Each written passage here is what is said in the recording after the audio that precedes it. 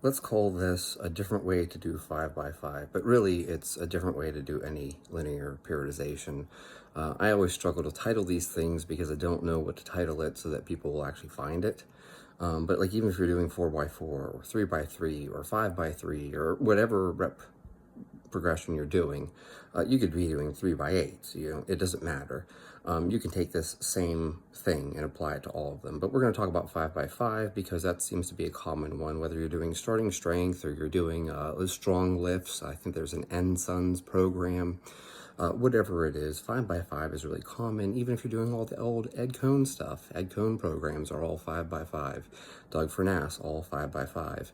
I even think the Andy Bolton program starts off with 5 by 5s. So anyways, 5 by 5 is common, hence we're going to talk about 5 by 5. So for those of you who are beginners, go ahead and just continue to do linear periodization where you just add 5 pounds to the bar every week. That's totally fine for you. You don't need to change anything that you're doing. If you squatted 135 for 5, then next week is going to be 140 for 5, and then 145 for 5, obviously 5 sets of 5, but being 5 reps, right? Okay, for those of you who have kind of reached that point though where this whole linear periodization thing doesn't work anymore, here's what you're actually going to change things to, and it no longer really is a 5 by 5, but you're doing the strong lifts program of 5 by 5, and so we're going to make an alteration to that. What you're going to do, and this is to sound counterintuitive at first, but stay with me. You're going to do 4 sets of 5 at whatever weight it is that's your planned weight, and then on your 5th set you're going to add those 5 pounds, knowing full well that you're not going to get the 5 reps. You're going to go for 5. You're going to try to get 5, but you're not going to get it because you failed it every other time. So let's say you're squatting 315, and every time you put 320 on the bar, you just can't get that 5th rep. Okay, no big deal. Here's what we're going to do. We're going to do 4 sets of 5 with 315, and then that 5th set, you're going to put 320 on the bar, okay? And you're going to get 4 reps. Okay, no big deal. Got your 4 reps. You're going to take a step back from the bar. You're going to give yourself a 1-minute rest, and then you're going to hit that last 1 rep. So now you got 5, even though you had to break it, okay? Or conversely, maybe you only got 3, okay? No big deal. 1, 2, 3, or 320. You're gonna rack the bar, take a step back, rest for 1 minute, short rest. We're not gonna do like 3 and 5 minute rest for this. You're gonna take a short rest, and you're gonna try to get those last 2 reps, okay?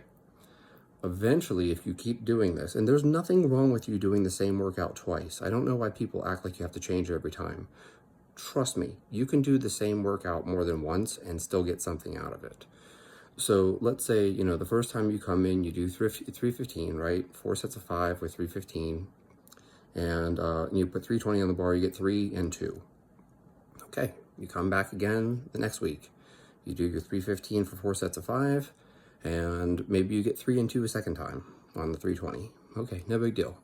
But by the 3rd week, now you do your 4 sets of 5 with 315, and then instead of getting 3 and 2, this time you actually get 4 and then 1 on the 320. Okay, that's good, that's progress. So it took you 2 weeks to make that jump instead of 1 week, but still, that's still better. You got 4 reps before you had to break it. And then maybe you stay there for another 2 weeks, and then the next thing you know, you do 320 for 5. Now, mind you, this is your last set, so you're already kind of tired, right? And so logically, we would say go with your heaviest set first, but no. We're purposely not doing that because these are like, this is like this ascending sets or something like that. I think it was a Jesse Norris thing. And then you're going to perform it as not as a cluster set, strictly as a cluster set, because the rest time is a little too long, in my opinion, to be a cluster set. But you're going to break the set. So you're still getting the 5 reps, but you're just going to break the 5 reps, okay? And so now, you reach this point where you come in and you do 315 for 4 sets of 5. You put 320 on the bar, and you get all 5 reps. Okay, next week, we start off with 320. You see, now you can make that jump to 320 and as your first set. And maybe it breaks down. Maybe you get 2 sets of 5, and then the 4th set you get 4 reps or whatever. You're going to use the same method again, where you take that bar, rack it, rest 1 minute and get that last rep. And then, the fourth set, you get 3, you gotta take a rest, rack it, 1 minute, 2 reps. And that's how you're gonna break it up. And this will progress till eventually you're doing all sets of 5 unbroken. 5 sets of 5 unbroken, okay?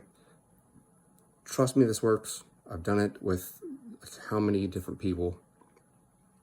It's just a very simple progression model. What we're trying to do is we're still getting all 25 reps in, okay? But we're trying to do them in as few sets as possible if you think about it. And, if you don't mind the phrasing or whatever you want to call it, I mean, we're basically doing 5 sets and then a 6th set, to grab that last rep or last 2 reps or whatever it is. And then in some cases, you may be breaking it up into multiple sets because you only got 5s on the first 2 sets, and then you had to break up the last 3 sets. So, now you've got, 6 sets there for the last 3 instead of, 3. So now you did just 8 sets total, but you still got 25 reps total. Too many people are focused on having these perfect rep ratios. Like all 5 sets had to be 5 reps. It's like, no, not really. Like, I mean, if I was to show you my training log, you'd be like, what? The same weight, but sometimes I got, a double and sometimes I got a triple. Yeah, I don't know why. In fact, it doesn't even line up linearly. Like, it's not even like a thing where, like, well, my first set I got 3, and my second set I got 3, and my third set I got 2. No, like, I push.